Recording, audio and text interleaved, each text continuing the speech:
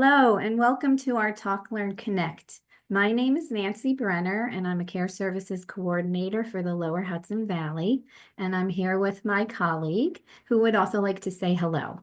Good evening, everybody. Thank you for joining us. My name is Eileen Margina, and I am also a Care Services Coordinator for the Lower Hudson Valley. We're happy you're here tonight. Yeah, and our topic tonight is applying for Medicaid in 2025 and also learning about the changes to the CDPAP program. We are so happy to welcome Colin Sandler as our presenter tonight.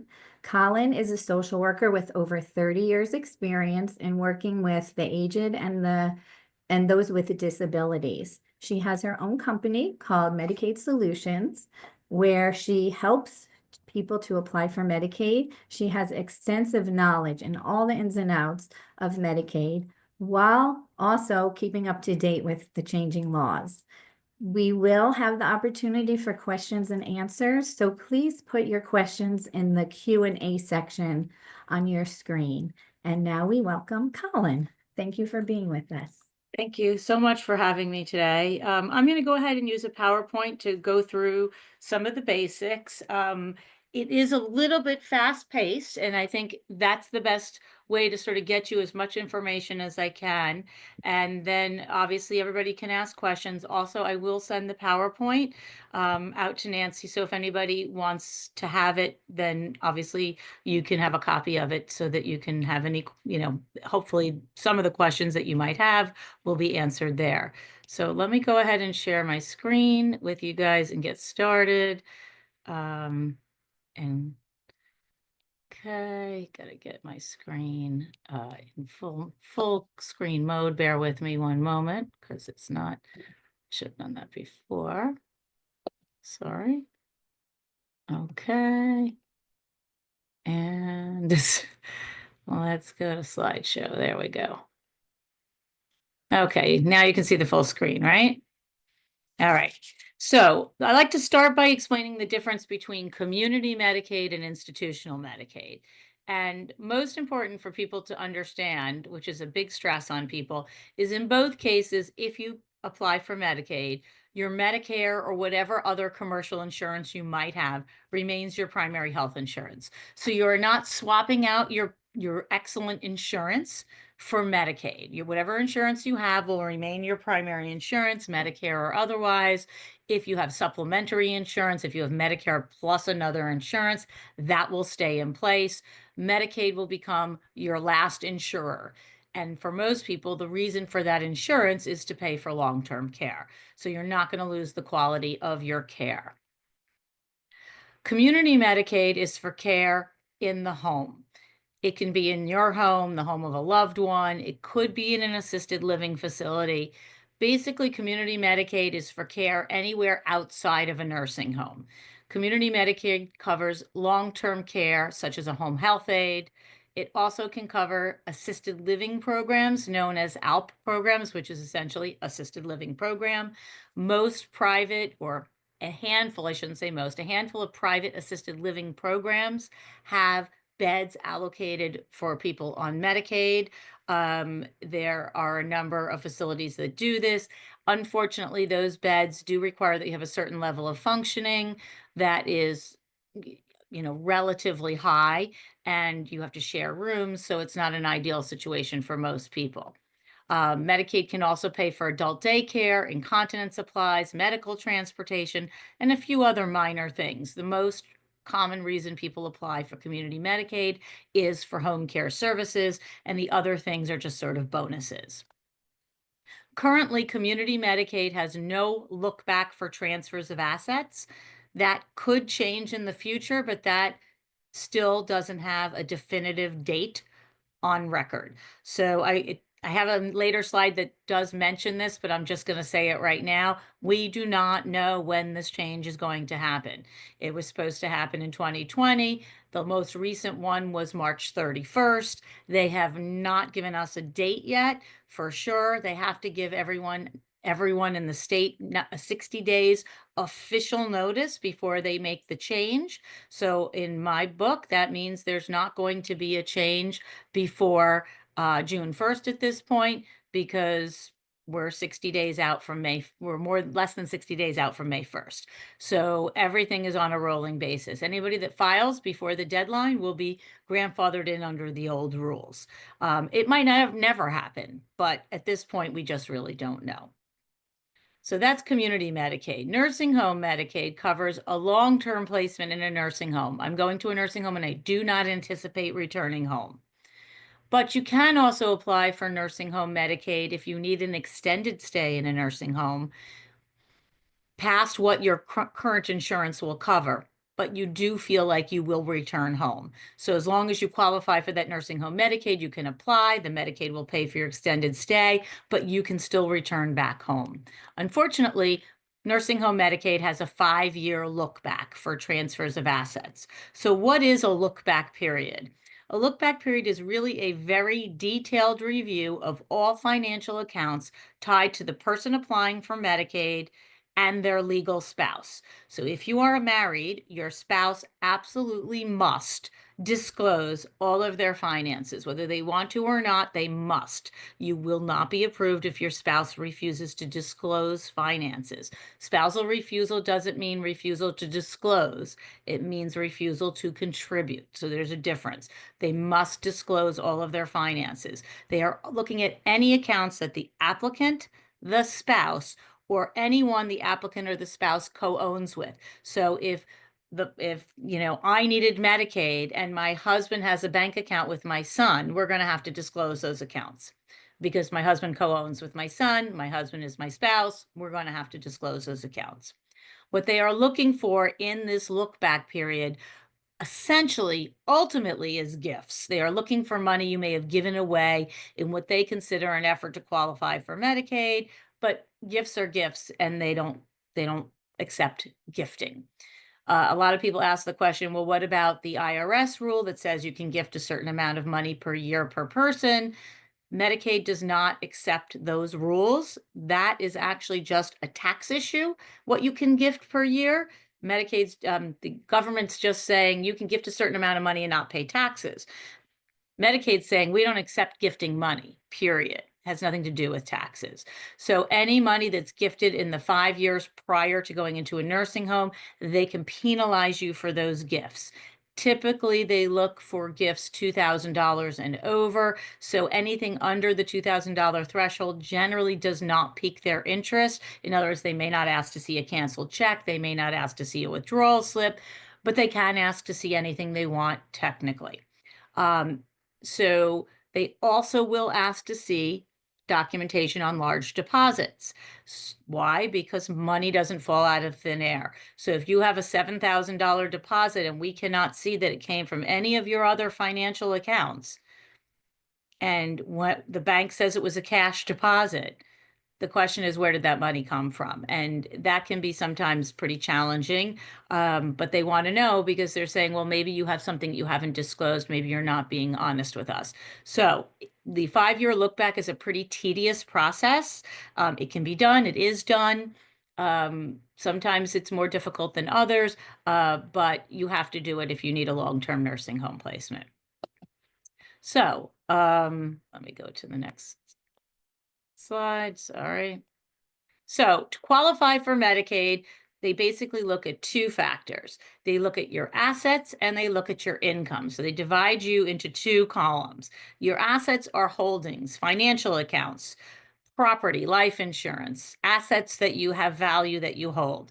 Technically, assets could be jewelry, could be cars, could be art, antiques, but they don't really quantify them unless you have something in your financial records that show that you have it. Like you have auto insurance to insure your classic car. And now they know you have a classic car that's worth $100,000. But other than that, they don't typically quantify those kinds of assets like pictures and jewelry and such. It's usually bank accounts, property, life insurance. Income is Social Security, pension, retirement income, workers' comp, VA benefits, rental income, family assistance, especially if you're living in the community. If you have a spouse, I'm sorry, not a spouse, a child or a family member, giving you monetary assistance, writing you a check every month, transferring money into your bank account every month to help you financially, Medicaid's going to count that as income. If you're receiving an income source that is not taxable, it doesn't mean that Medicaid won't count it as income. So pretty much almost anything that is monthly and recurring, they will count as income. So we're going to break down income and assets into two separate categories, and we're first going to discuss assets. So to qualify for Medicaid right now, for a single person in 2025, you can have no more than $32,396,000 in what I refer to as countable assets. For a married couple where both are applying, so both parts of the married couple need Medicaid, the limit is $43,781.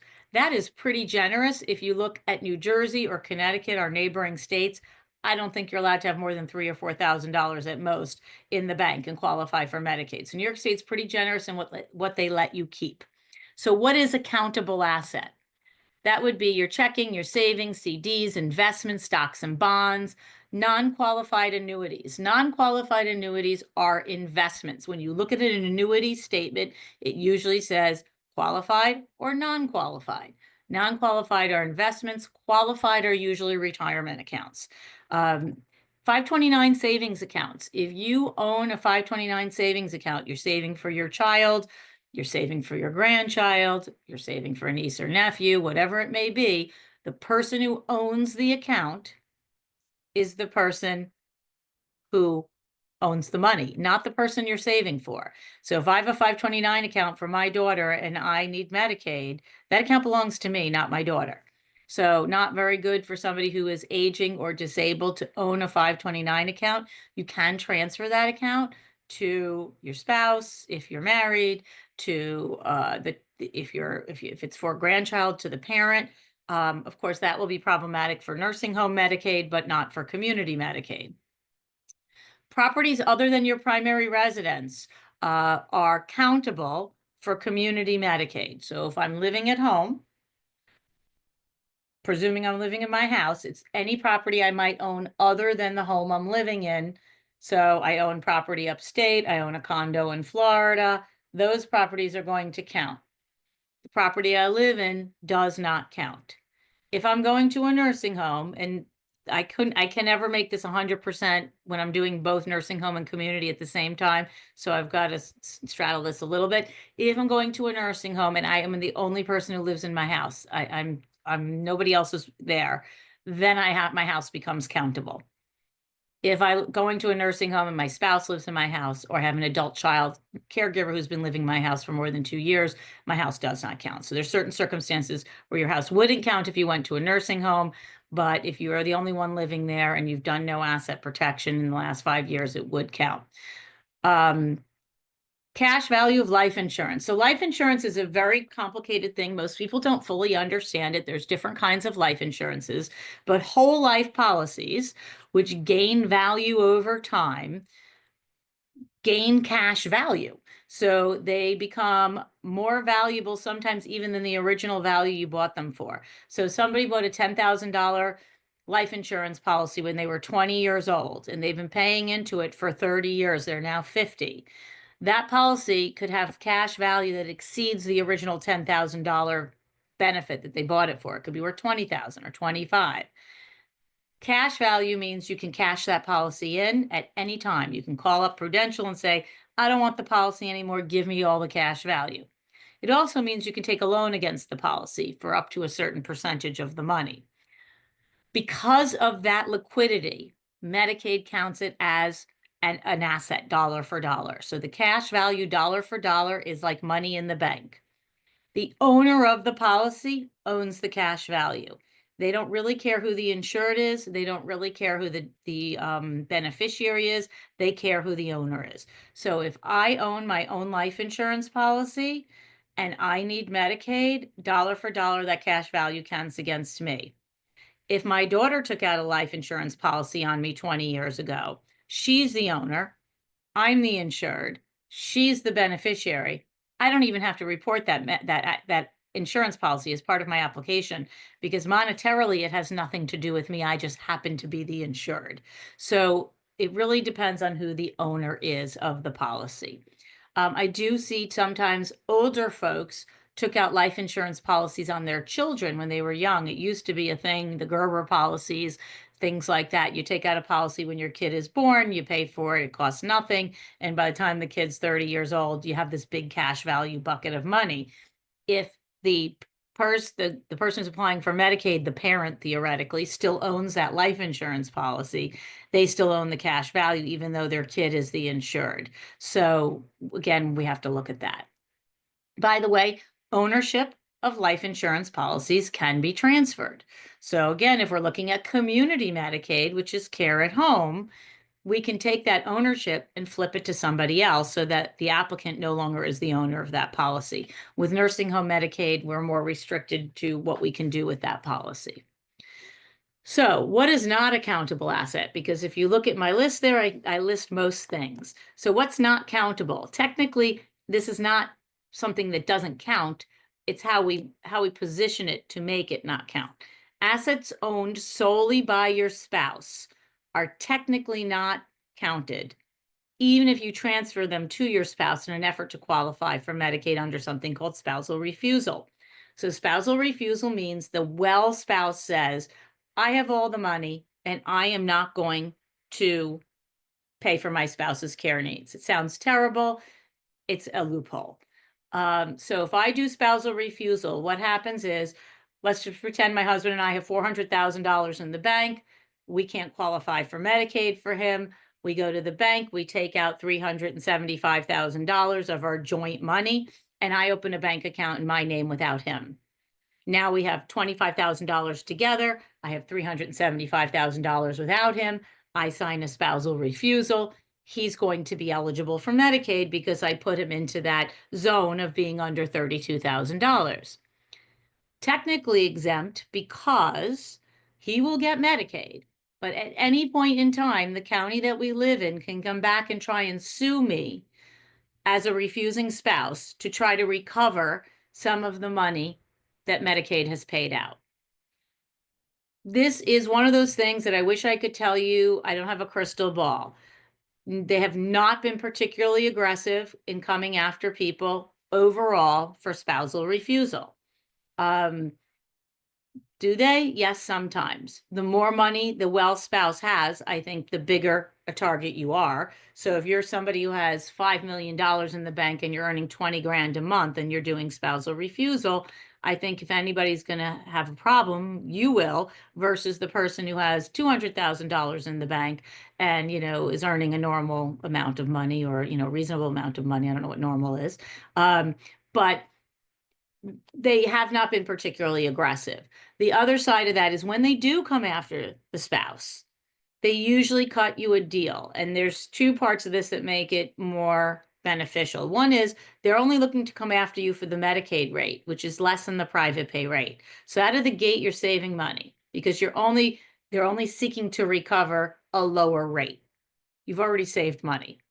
Second of all, they usually come after you for a portion of that. So half or even 3/4 of a lower rate or a quarter of the lower rate is a significant savings. So people still do spousal refusal on the hope that they will come out ahead. A, they'll never come after you. B, if they do, you'll pay 50 cents on the dollar of what you would have paid, and you'll save money, and it would have been money you would have had to spend anyway. Most people, when they do get called in for spousal refusal, will take an attorney with them to argue why the spouse that refused needs to maintain those dollars for their future. And in some cases, it's very legitimate. They won't be able to, they'll be losing income, they'll be losing a pension, they'll be losing things when that person passes on that will make it much harder for them to live if they wind up spending down all their assets on the care. So sometimes there are really legitimate reasons for the spousal refusal. Sometimes there's just income that we're refusing. So it really depends on the situation. Assets transferred to an adult disabled child. If you have an adult disabled child, that is a slam dunk for home care, for nursing home. You can transfer your assets to that child. No penalty, no look back, no grabbing back. Nothing. Once you do it, it's done. That money is protected. However, we do need to look at the nature of that disabled child's disability. You're not going to transfer all your wealth and assets to an adult disabled child who's already getting Medicaid, food stamps, Section 8, et cetera. So that wouldn't make sense because they're going to lose their benefits. So you're just transferring your problem from one point to another. You're also going to have to take great consideration if you have an adult disabled child who has, substance abuse issues, mental illness issues, issues where giving them your assets is a great risk to you in how they're going to be able to shelter and responsibly protect them on your behalf. There are trusts that you can create for an adult disabled child if you feel that that's the best way to shelter, but this is something we use on a case-by-case basis, depending on the nature of the disability. I've come across many adult disabled children who are upstanding, responsible people who got hurt on the job and aren't working anymore and are collecting Social Security, but have, a house, have their own money, have their own assets, and they're just a great loophole for the person to jump through. So it really is case by case. Your primary residence is not countable for community-based Medicaid or nursing home as long as you have a spouse, an adult child caregiver who's been living there for 2 or more years, or a sibling with a legal interest in the home that is going to remain in the home.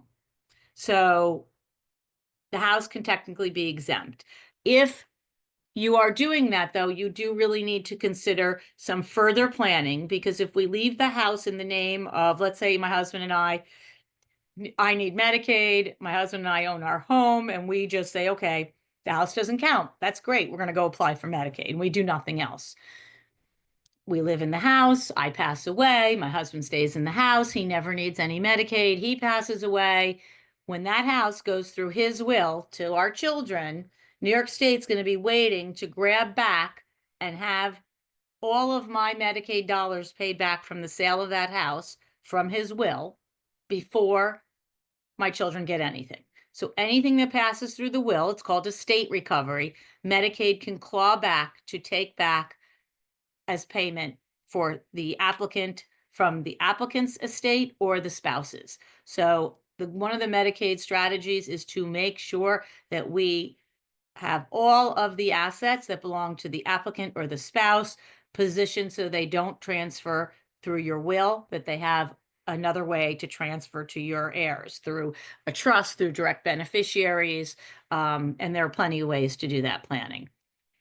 Finally, the last thing that's not countable are retirement accounts. IRAs, 401ks, 403bs, Roths, deferred annuities, anything that is considered a retirement account that pays out a distribution or can pay out a distribution is exempt if you are taking a distribution. So retirement accounts are not exempt just by being a retirement account. You must be taking a distribution to make it exempt. In addition, there are very specific rules about how those accounts are distributed that make this really complicated and convoluted. So if you, and I'm going to go to the next screen, but it is pretty confusing, so bear with me. If you are singled, widowed, or divorced, and you live outside of Westchester, New York City, so anywhere else in New York State, Long Island, Rockland, Putnam, and North, if you live anywhere in New York State other than Westchester, New York City, for community Medicaid, care at home, if you're single, widowed, or divorced, you're required to do something called maximizing your IRA. It means you have to use a different life expectancy table than the IRS uses. It's just the way it works. If you are married, you can use the same table that the IRS uses, which is required minimum distribution. In Westchester County, they also apply maximizing if you're in a nursing home. Same rules if you're single, widowed, or divorced. At home care, they don't. I don't know why. So what that means is if you are, for example, an 80-year-old male living in Westchester and you are widowed, your life expectancy is 20.2 years, as per the IRS's life expectancy table. So if you have $100,000 in the bank, how the IRS determines required minimum distribution, or RMD, is they take the value of your account on the last day of the year and they divide it by the life expectancy for the age you will be in the coming year. So this gentleman had $100,000 on 12/31/24. He's going to be 80 years old in 2025. His life expectancy is 20.2 years. So the IRS says he has to take out about $5,000 annually, or about $412 per month. This same gentleman, widowed, if he lives in Rockland, Long Island, anywhere north of Putnam County, his life expectancy is 7.92 years, according to the maximizing table, which is really the table for Social Security. That's their life expectancy table. So he'd have to take out $12,600 annually, or almost over $1,000, $1,050 per month on his IRA. So it's almost 2.5 times more monthly than it is for the required minimum distribution. So you are taking down your retirement accounts at a much greater clip in most of New York State due to this maximizing process. There's no wiggle room, there's no discussion. If you do not take the amount that the county requires, they will count the full value of your retirement account as an available asset and they'll deny you Medicaid. So you either play by their rules or that you're not eligible. So that's just the way it is. So we usually just help the client figure out what the amount is. We estimate it based on the current value in those counties, not the value at the end of the year. And we say, start taking this amount per month. And that satisfies the county that they live in. We know what the life expectancy table is. If you are younger than 72, because the IRS table starts at 72, they do not have any numbers or figures below age 72. Then we still have to use the Social Security table for anybody younger than age 72. So if you're 60 and you need to go on Medicaid and you have a retirement account, we need to put it into payout to protect it. And we have to use the Social Security life expectancy table to determine how much you have to take per month to put that account into payout and make it exempt from Medicaid as an asset. The benefit of doing this is that those accounts still can have your spouse as, or your children, depending, or your whomever, as your beneficiaries. So whatever is left will be able to go directly to your family. You do not have to turn that over to the state. That will still go to your family. So if you are under age 59 and a half, which is the age that you are allowed to start taking retirement money without any penalty, as long as you've been deemed disabled by Social Security, you can start taking distributions from a retirement account at any age. If you've not yet been deemed disabled by Social Security by 59 and a half, and you need Medicaid benefits, you're going to have to take the penalty and start taking the distribution if you want to get Medicaid, assuming your accounts are above the threshold of the 31,000. So that's the retirement stuff. It's a lot to take in. We usually tell people, don't worry about it. Once we know how much is in your accounts, we're going to tell you what you're required to take based on your marital status, based on the county that you live in, and and then we determine how that's going to work. From there, this leads us into the next part of the conversation, which is income.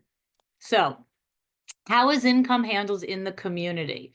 So if you are married, there are 3 possible scenarios. One is if both parts of the married couple are going on to Medicaid, the income limit for the couple is $2,433, and you can use a pooled income trust to protect any income that might be above that limit if you are in fact above the limit.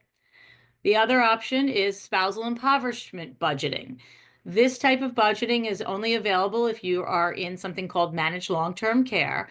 But if the combined gross monthly income of the couple is below $3,948 a month, the couple can keep all their income. So if you get less than $4,000 a month as a couple, you can use this budgeting. And finally, the last is called spousal refusal. And that is if your monthly income exceeds the 3948, basically we now separate you into two distinct entities. The well spouse says, don't count my income, take me out of the equation completely. That leaves the spouse who needs the Medicaid to be viewed as a single person. And as a single person, they will be deemed Medicaid eligible as if they were single. And that Medicaid limit is $1,800 a month. And anything over that $1,800 a month would be protected by a pooled income trust if that's what they needed. So those are the three spousal options. If you have no spouse, you're single, widowed, divorced, or you're doing spousal refusal, again, you can keep up to $1,800 a month of your gross monthly income. So remember, Medicaid goes with gross dollars. If you're having federal and state taxes withheld from your pension, from your retirement accounts, they're going to count the gross amounts. But then they give you a credit for health insurance premiums. That is the only thing that they consider. They do not care about your expenses. They're not looking at your rent, your credit card debt, your mortgage payments. None of that comes into play. It is $1,800 a month plus your out-of-pocket health insurance. That is what you're allowed to keep. Anything above that limit is going to be called a spend down or excess income. That either gets paid directly to Medicaid towards your care. So if it's like $25 a month, I just pay it to Medicaid. But if it's more than that, which for most people it is, we use the pooled income trust to shelter that income and protect it so that Medicaid doesn't take it away from you. And next is how do we use, before I go into the pooled trust, we're going to talk about how we do income in a nursing home, just to give you a quick thing. Back to the income in a nursing home, very similar to the community, the spousal impoverishment budget. They have less than the $4,000. The well spouse gets to keep all the income. If they have more than the $4,000, two things will happen. If the spouse that lives in the community has over $4,000 a month in income, that spouse says, I refuse, I'm keeping my income, you take my spouse's income. So the well spouse will keep their income. The spouse that needs the nursing home will get that spouse's income, and that's the end of the story. The bigger problem can happen when the spouse that goes into the nursing home has the higher income. Just to give you an example, if I went to a nursing home and I was making $6,000 a month between Social Security and pension, and my husband's only making $2,000 a month, together we're living on $8,000 a month, and most people live on the income they have. Their lives are situated for the income they receive. And now all of a sudden, I'm going into a nursing home. He's only going to be allowed to keep $39.48. So they're going to let him keep his $2,000, and they're going to give him another $2,000 of my income to bring him up to the $39.48. But the rest of my income has to go to the nursing home, and he has no recourse. He's going to have to figure out how to live on $4,000 a month instead of $8,000 a month, and that's it. There's just no wiggle room. So in that instance, that can be really difficult. Whereas if the situation was reversed, I could keep my $6,000. I'd lose his $2,000, but I would be in a better position than him. And if I could earn more money myself, take more from my IRA, go get a part-time job, I could keep that money. Any additional money that he could go earn, they would take away my money from him. So it could be really rough. If there's no spouse, if you are single, widowed, or divorced, all of your income goes to the nursing home, 100%, and you get a $50 stipend. It's pretty straightforward. There's, again, no wiggle room. Okay, pooled income trust. Back to community. You're living in the community. Pooled income trust shelters the income that Medicaid wants to take away from you. The pooled income trust pays your bills directly to the third party at the request of you. So you say, here is my Con Ed bill. It is $300. Pay Con Ed $300 by the 15th of the month. So you have to tell them what you want to pay and when they want to pay it and provide them with a copy of the bill. The bill must have the name of the person that's in the pooled trust. So if the Con Ed bill has my husband's name on it and I'm the one on Medicaid, they're not going to pay the Con Ed bill. I have to go get a bill that has my name on it for them to pay it. And it does work a lot like a checking account in a lot of ways. First of all, you can only spend the money that you've deposited. So you can't ask them to pay something that is more than what you have on deposit in the bank. They, in the trust, they will come back to you and say, you don't have enough to pay that bill. You can't overdraw. So you can't ask them to pay something that you don't have enough for. But if you don't spend all the money in the trust in a given month, the money that you don't spend will be there next month and will continue to accrue during your lifetime of using the trust. So money will accrue. It does work a lot like an online banking account. I know when I go on to my online banking and I go on and say, pay Con Ed $300 and I press send, that's it. I'm just assuming a check's going to Con Ed. I don't see a check. I just assume. This is kind of how the trust works. They all have online portals, so you can see the date they cut the check, but you have to assume that they've paid just like you do with your bank. This little chart here is an example of how Medicaid would budget somebody's income. So just to give you an example of what a budget looks like, what they do is they start with gross income. So this lady gets $29.74 in Social Security before they took out any deductions. She gets $2,400 a month in her pension, and she gets $1,000 a month in her IRA. So $12,000 a year is what the state her county requires her to take. So that's $63.74 in total monthly income. Yet she can still get Medicaid. So they're going to start with her deductions. There's $185 withheld from her Social Security check every month for her Medicare premium. They're going to credit her back that money. There's $360 a month she's paying for her United Healthcare supplement. They're going to give her a credit for that. There's $44.50 that she's paying for her prescription plan. They're going to credit her for that. And then they're going to give her her $1,800 that she's allowed to have under Medicaid. Plus they give everyone a $20 stipend for being over 65 or disabled. So when I take out all those red line items, she's still over the Medicaid limit by about $3,965. So in this case, she would have to put $3,965 per month in her pooled trust. So what happens with these pooled trust companies is they do everything electronically. They're going to reach in once a month. You can tell them what's the best day of the month, the 1st, the 15th, the 25th, and they're going to every month pull out that $3,965.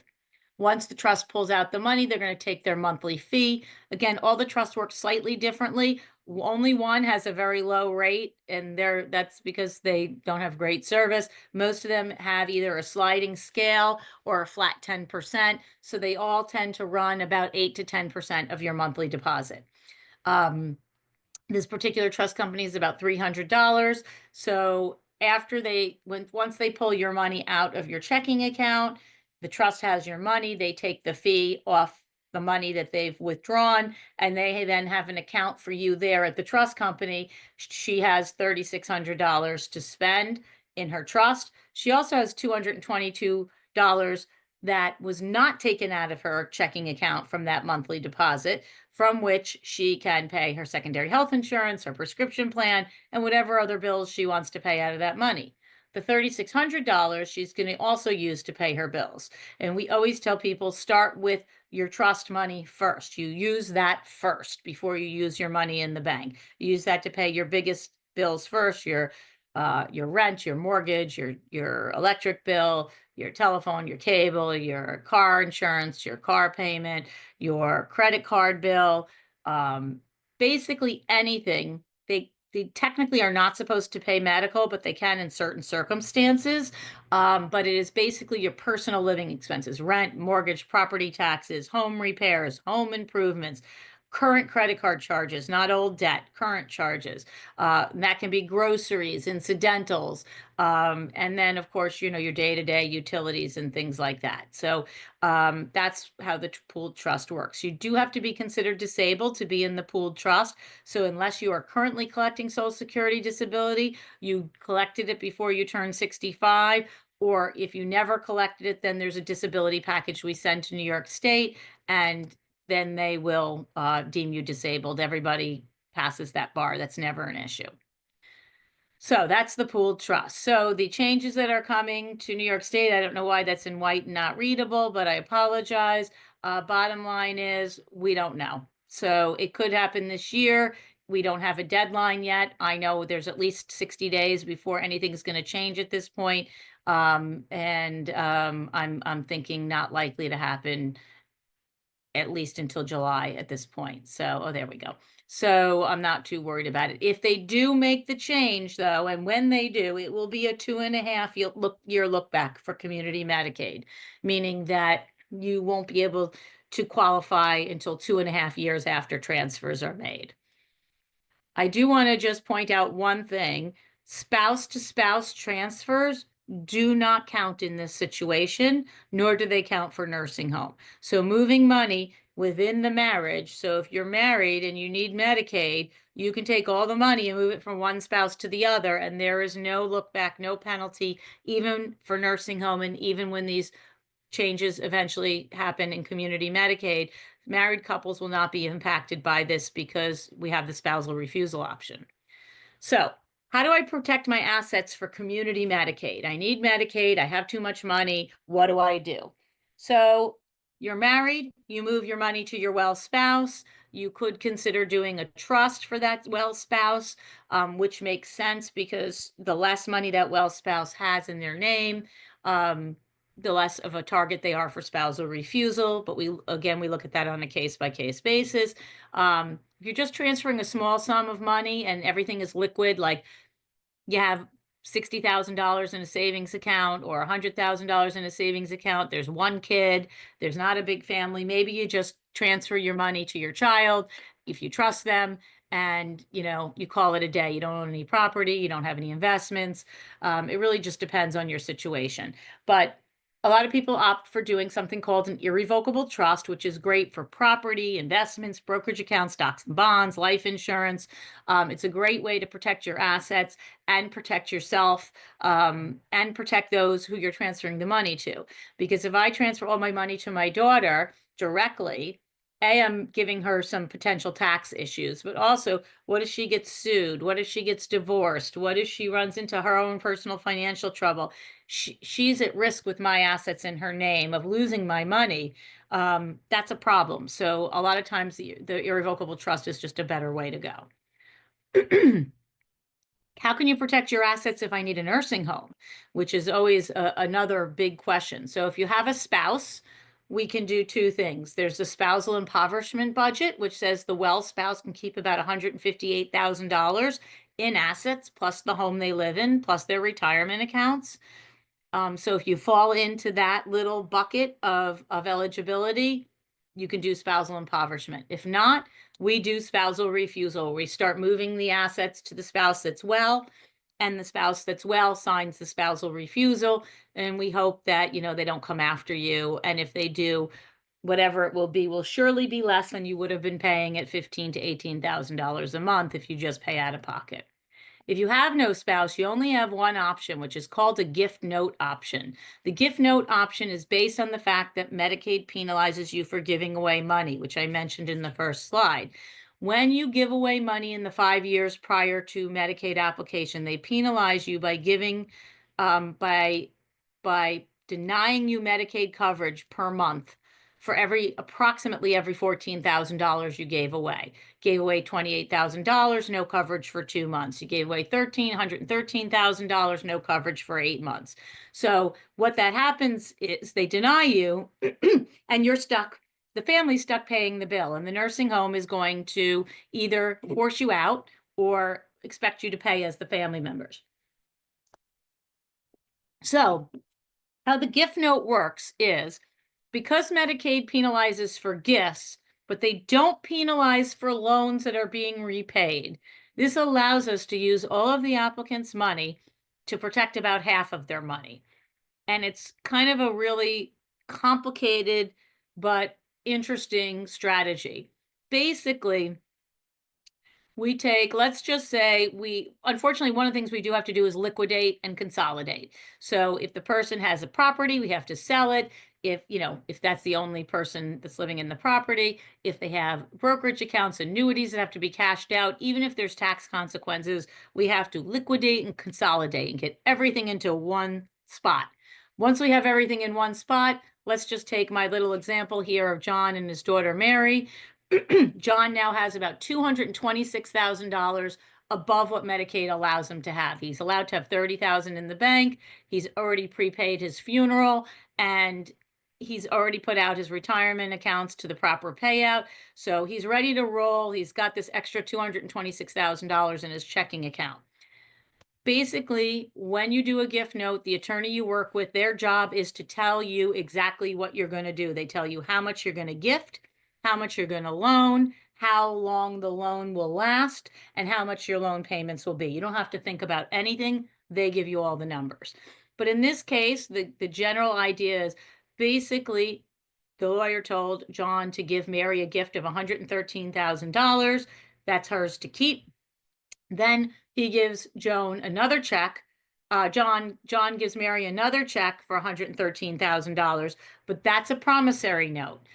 Now Mary has to pay John monthly payments for 8 months and of about $12,000 a month for the next 8 months.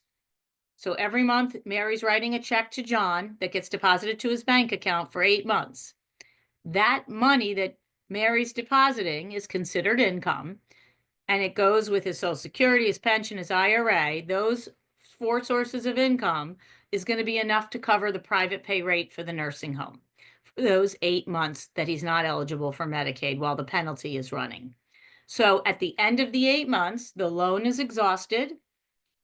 He's fully eligible for Medicaid at month 9, and Mary walked away with $113,000. Now, obviously, this can go on for 20 months. This could go on for 2 months. It all depends on how much extra money John has at the time we're ready to file for Medicaid once we've liquidated and consolidated. Usually the gift is more than the loan. So usually you wind up with a little more money on the gift side, but the more income the applicant has, the higher their income, usually the higher the gift can be, because they have more to contribute monthly towards the payment to the nursing home. So that's the only strategy that we have available if there's no adult disabled child and there's no spouse. So those are the only options that we have for those people. Last piece of the puzzle for those applying for Medicaid for home care is how do you get services once you apply for home care? So managed long-term care, or MLTC, is the main way New York State provides home care services. MLTC plans, just so you know, are paid a flat monthly premium by the New York State Medicaid program to provide you with the services that they're required to provide you, which is home care, daycare, incontinence supplies, certain medical equipment, case management. There's like a certain grouping of services that they get paid to give you per month. The problem is that they get paid the same amount of money to give you your services as they do to give the lady down the block services and the guy around the corner and the guy down the street. They do not pay more if you need more services or pay less if you need less services. It is a flat rate for everyone that goes into the program.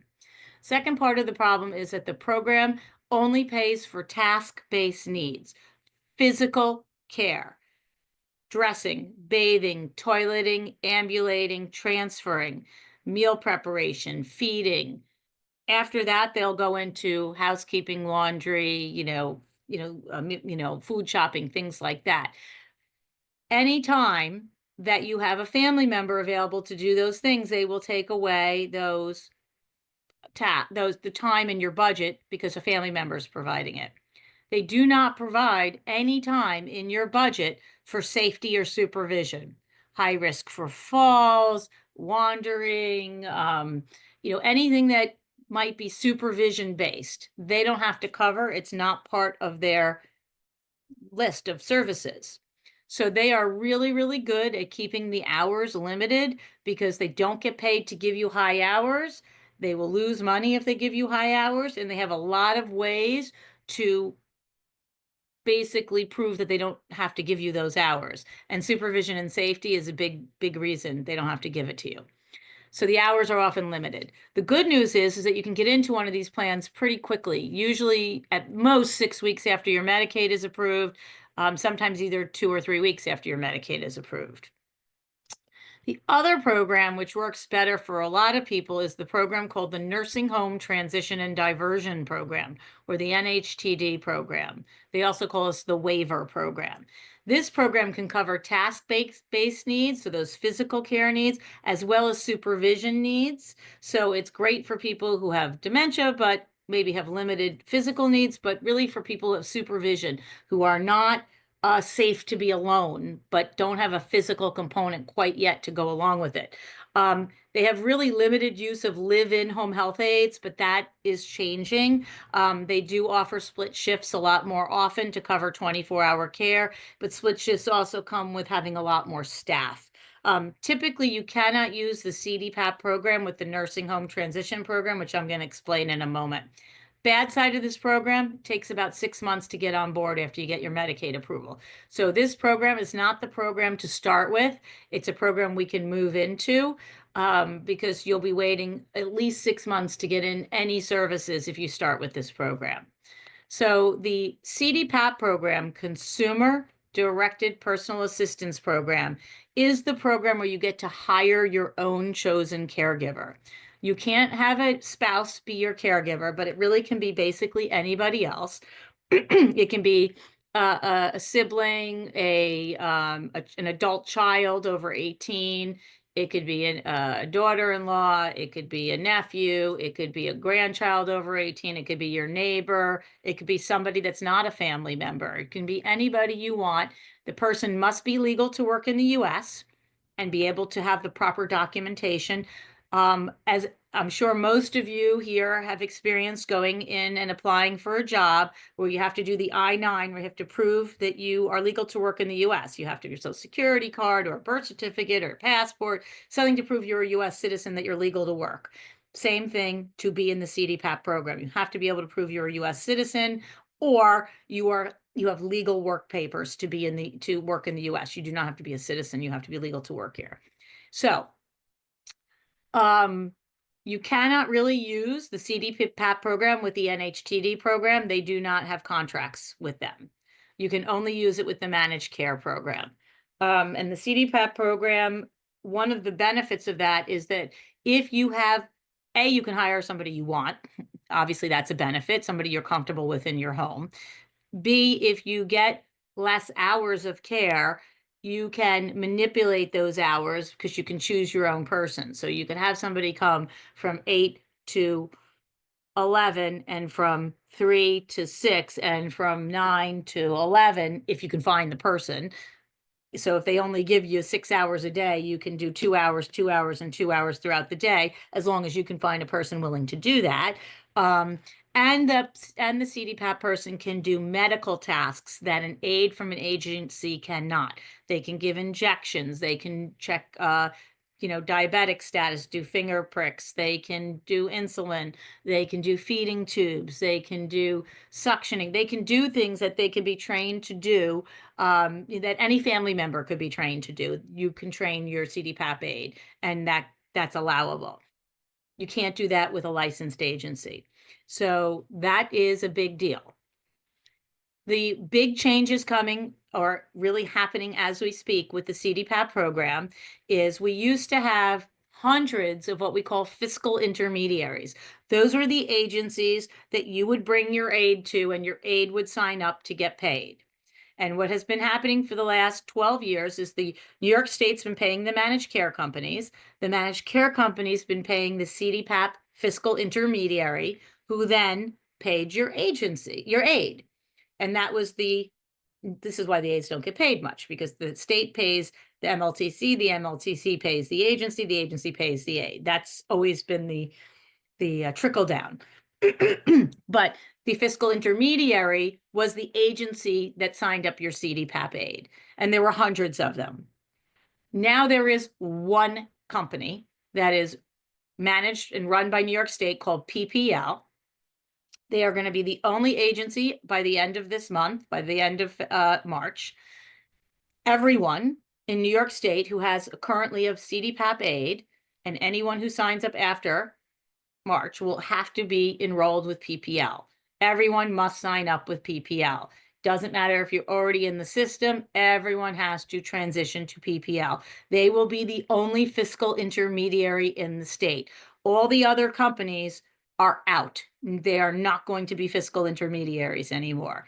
About 50 of the companies they have kept on as what they're calling facilitators. Their role now is simply going to be helping families to get enrolled with PPL if they're struggling, helping families with any problems with the CDPAP program. So sort of like an advocate and a facilitator, but no longer payroll. Payroll is only going to be through PPL. So New York State's going to pay the MLTC, the MLTC is going to pay PPL, PPL is going to be paying the aides across the state, period. Nothing else. In the boroughs, it's going to be $20.10 per hour.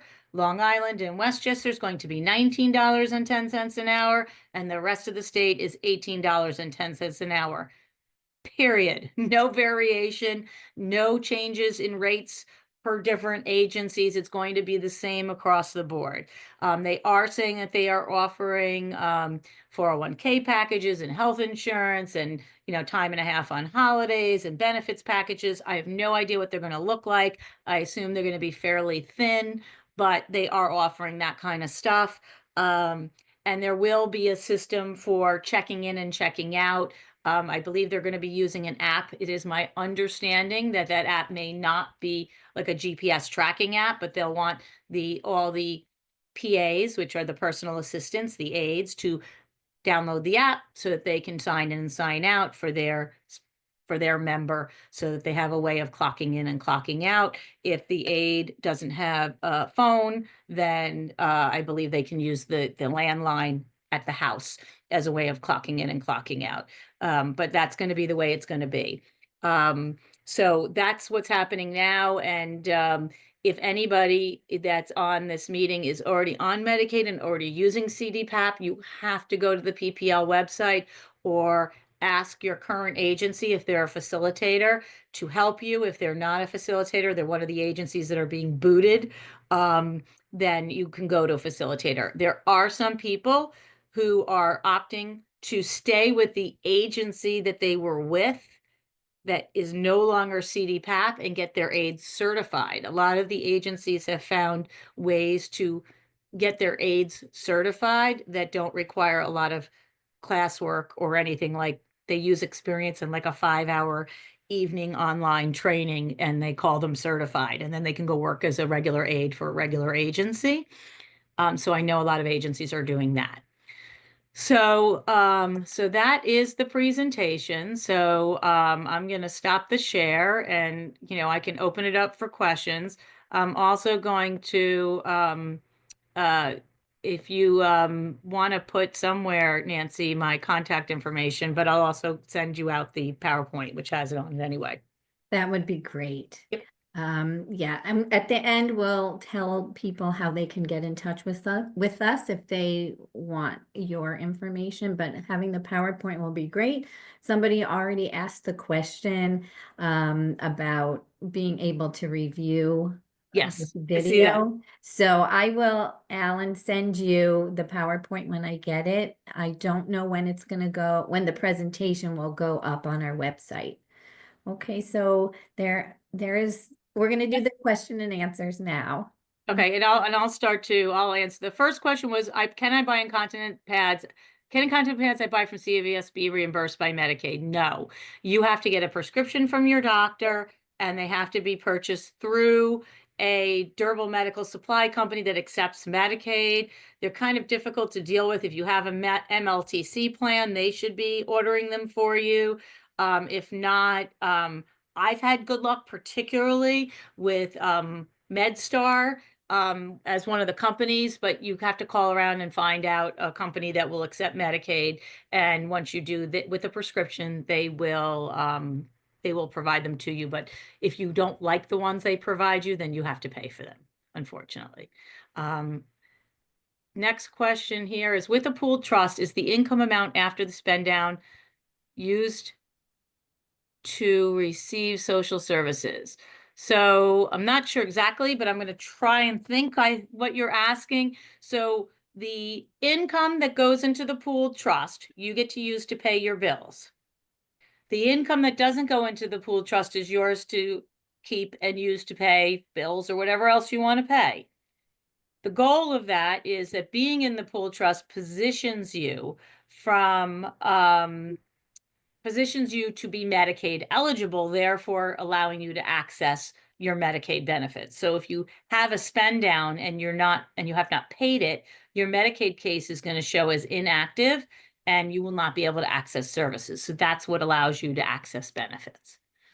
I And hope the that helps. idea would be to use that money in the trust, Right. right? You don't want it to build up too much. Right. I always tell people use the trust first. That's your first place you want to spend your money. You want to pay as much of your monthly bills out of there. Most of the pooled trust companies now also offer like a debit credit card. So if you don't want to submit bills to them and you feel like you could use your spend down money on groceries and gas and incidentals kind of thing, you can just have them give you a card. And are you able to use the money in the trust for vacation? Technically, for your part of it, yes. So if you purchase a plane ticket on your credit card and you ask them to pay your credit card bill, yes, but it has to be like very specifically your piece of everything. But yes. Okay. Somebody who doesn't have any access at all should be able to qualify for Medicaid. But again, you have to realize that it's not always just the dollars. It could be life insurance, it could be property, it could be retirement money. But I always tell people sometimes they think that they have nothing and it's not quite nothing, or sometimes yes, it really is nothing.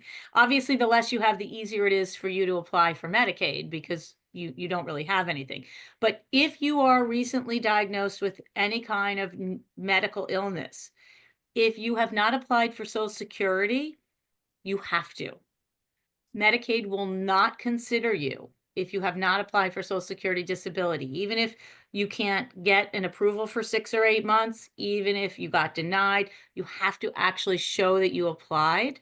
It's really important. So that's something I know. I had someone who said, I'm not going to apply because I want to wait or whatever, but whatever, it's important. So who are the license agencies that an NHTD uses and how much do they get paid? Can someone and apply? So there are a specific grouping of agencies that are NHTD providers. It's the same kind of random thing as who are Medicaid providers.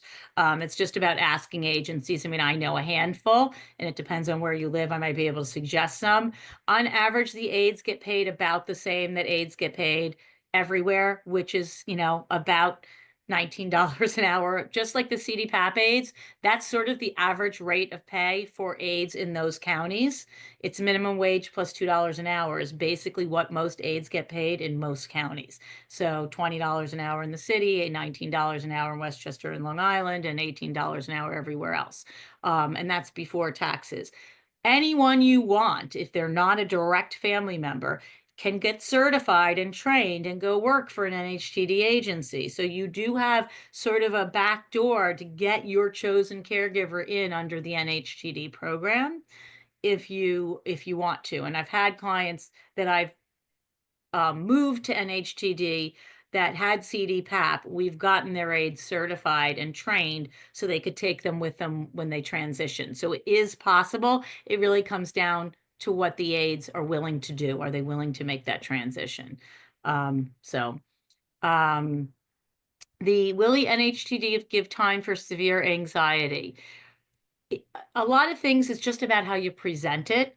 So if you present it, I don't know per se. I don't know that I would say that that's the only issue.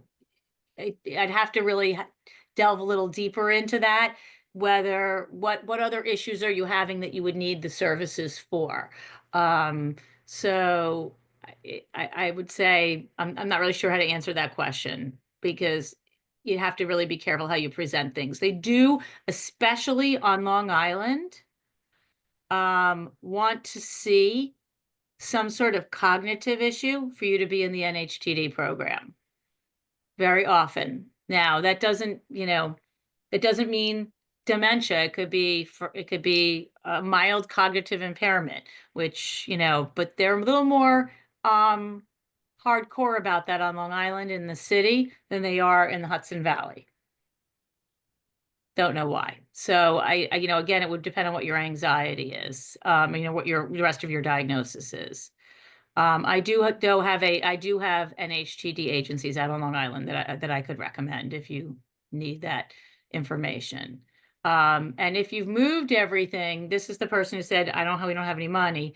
If you moved everything, it depends on where you've moved it, when you moved it. Did you move it to a spouse? Because then it's still a real application. Your spouse still has to disclose everything. If you moved it to a trust, that still has to be disclosed. That's more of a complicated application.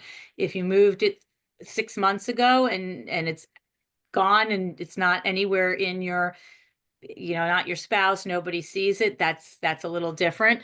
But yes, obviously, if you've made that person eligible, then you've made that person eligible. I mean, that's what we do. That's the purpose of trying to establish eligibility for people, is we move their assets and we make them eligible, but you still have to go through the whole process of applying and disclosing. And Medicaid requires a lot of documentation. They require proof of your citizenship, proof of, photo ID, your social security number, your health insurance, your Medicare, your any life insurance, like I said, that you may have, any all your health insurance, not just your primary, your secondary, any cost involved in your health insurance. You have to provide all of your income sources.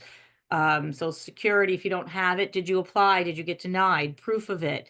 If you have a pension, if you have an IRA distribution, all of your finances for 3 months for home care. So checking, savings, retirement, everything, you name it, for 3 months. If you are married, all of the same things for your spouse. So, and if your spouse is still working, you need pay stubs. So it's a lot of documentation. So it's not just like, here, I have nothing, and here's my application. You really have to have all that documentation. So it's a lot to process, and it's important for people to really understand exactly what you need to be successful, and to get it done quickly, because I know that's a big issue when you need care, that you don't want to apply, wait 3 months, and then find out you're denied and you have to start all over again. Yeah, So, absolutely. yeah. Would you recommend, for people who anticipate needing help in the future, would you recommend that they apply earlier on? Like you said, there might be changes in July. Right. We don't know if there will be, but would you recommend that people would apply now or in the next month or So two? a couple of things. What I do recommend, especially if people already know that they have a diagnosis and they're worried about the future, which is, why people are here, is that they make sure that they have put their financial ducks in a row, that they are financially eligible, that they know what the documentation is that they need, and that they be ready with a go bag to pull the trigger. Because if we find out that they're going to make the changes, they can say, okay, I'm going to apply now. They don't quite need it yet, but now I know the changes are happening, because they might not happen for 2 years. So to pull the trigger and do it now and then not need it for 2 years doesn't make a whole lot of sense. But to know that you've already done all the moves and you are sure you're eligible, you've got your ducks in a row, you've got all your paperwork in your hand. It's a matter of just saying, okay, like in 2 weeks, I can get my application submitted. We know we have 60 days before they're making a change. You'd be in good shape. So I don't know that I'd be that proactive that I would apply totally in advance, just of not knowing anything. But this would be sort of like an in-between of being ready to pull the trigger, knowing you're eligible, and then sort of keeping an eye on when is that change going to happen.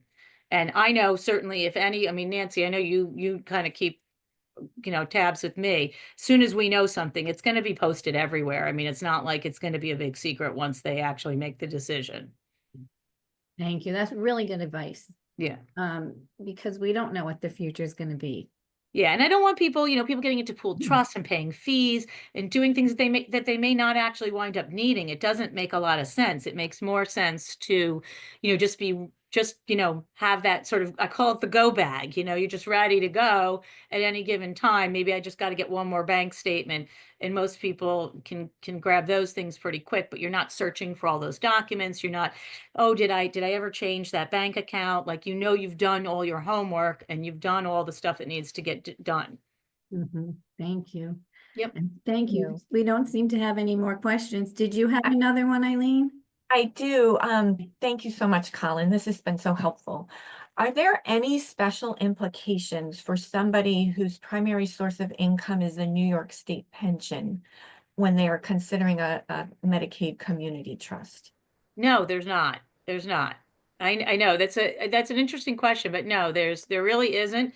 People just really, I mean, the biggest thing that people need to be prepared for is making sure that they have really sort of sourced out all the places where there could be money, because people forget. I mean, I forgot I had a little, savings account at this bank over here. I forgot my name's still on my daughter's checking account because I opened it up when she's in high school. I can't tell you how many people who their children are like 35 years old now, who the parents are still in the checking account. That's problematic for everybody. Like, so little things like that. These are the things. Now is the time to start looking at that stuff. But other than that, no, there's no situation of that kind that I would be concerned about. Okay, thank you. Okay, great. So as everyone could tell, applying for Medicaid can be complicated. So we do often recommend that people use an expert so that they're guided in the right way and they're guided by somebody who knows what they're doing and who knows how to negotiate the things that are needed to become Medicaid eligible. So thank you so much for joining us tonight, Colin. This was so informative. It's a lot of information. It is. And It is. often people need to hear it more than once. So if you're feeling a little overwhelmed, no, that's completely natural. Anybody who wants the PowerPoint, we can get that out to you. Yes. We do want, if anybody wants any more information also, you can contact our office. You can email at als@als-ny.org, or you can visit our website at als-ny.org. And thank you all for joining us. We hope to see you again. And Thank you again, Colin.